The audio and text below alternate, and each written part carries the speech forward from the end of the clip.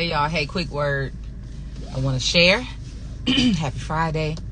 So be careful of the narratives, the stories that you have running in your head and coming from your tongue. Be careful of the narratives or the stories that you have as a running program in your mind, or the stories you tell yourself. So story time. I first met someone and I became very comfortable with sharing with them. They just was that person. You ever met that person where off top, like, you can tell this is just a person who you feel very comfortable with building with them or sharing with them. And so it got to a point where I began to share my story. And I began to share the parts of my story that made me sad or I felt some type of way about. It was really like sad stories. And so the person stopped me. They said, wait a minute, hold on. Because tears started coming to my eyes. They said, well, why are you crying? I said, I don't know. You know, it's just, I still feel sad about some of these things. And they said, well, listen, be careful of the stories that you continue to tell. These stories become tombstones in your life. And you don't want to walk around with tombstones. Every day is a new day. Every day is an opportunity for you to start a new chapter, to live a new life. And so you can't live a new life if you have these tombstones that's stamped over you. And he said, think about it. When you go in the graveyard and you have these tombstones, this is their last story that's being told. If nobody else met them and they went to this tombstone or this graveyard and they went to that place, they'll see the name, they'll see the date, and they'll see whatever message that was left on that tombstone, and that's it. He said, let the dead bury the dead. Be careful of the stories you tell. Every time you tell that story, you give life to it again.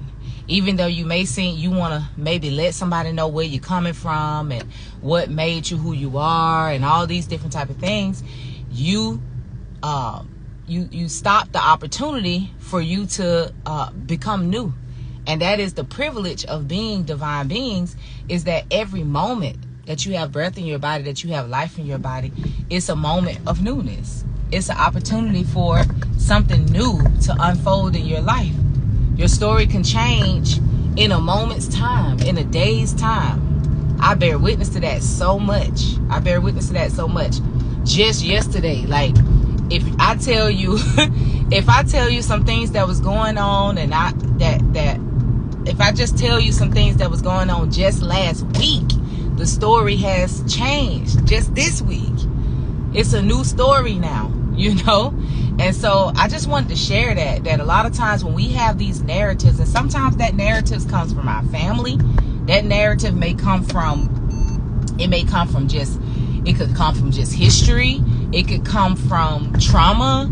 It could come from, the stories we've been told, but you just want to be aware of that and ask yourself, what stories do I constantly tell? What book am I constantly living? What chapter do I continue to go on and on? It is the chapter that doesn't end. Yes, it goes on and on, my friend. What chapter am I allowing to keep being running? Same thing. So I was so grateful for that jewel that he dropped on me, and I became conscious about that after that conversation we had. And another thing that I realized after I became conscious of that, I realized how much I told my story from a sad perspective. I'm like, why do I tell my story from such a sad perspective? And that made me realize how, before I was grateful, I wasn't leading in gratitude. I wasn't leading with how blessed I am. You know what I mean? I was leading with my sad story, or the story about the bad in my life, or the bad part of me. And how many times do we do that? We subconsciously do that. It's like, and I understand it psychologically, because I understand psychology a certain kind of way.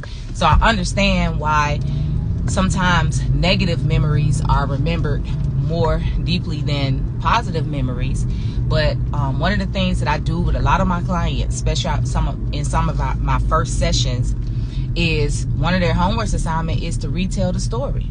You know, I have a client right now, a brother, doing some mirror work, you know, and I said, you know, the first assignment with the mirror work, it was some realizations of some emotions or feelings that he had just off top from looking at himself. And then those feelings and that observation came from a story that he had lived out, and that is a part of, he continued to have a part of his journey. And I said, okay, let's retell our stories, you know. And retelling the story it's not denouncing or denying what has happened, or like that it wasn't hurtful or whatever. It's just seeing the other side of it and telling that story, because every story that is dark has a light side. Let's be clear.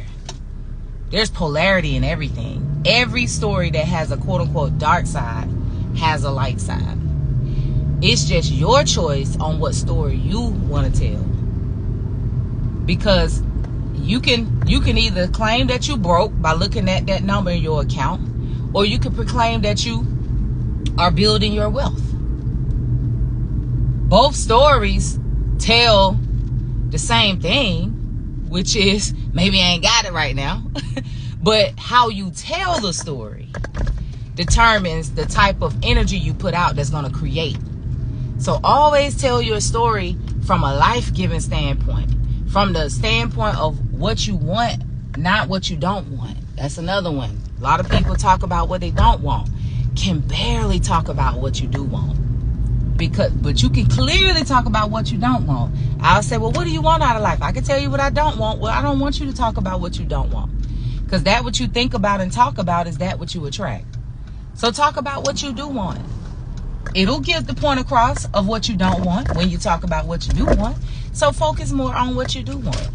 All right. So be careful of the narrative that's running in your head and on your tongue. Be careful of it, because whatever narrative that you keep telling, whatever story you keep telling, you keep giving life to it. Ashe, may we tell life-giving stories. May we talk about what we do desire in life. May we allow ourselves to acknowledge what we do desire in our lives and put ourselves in a position to be able to attract it by keeping your heart light, by speaking powerful words of life, and by being careful not to continue to let negating words flow in your mind and on your tongue. All right, peace and love, y'all. Enjoy the rest of your Friday.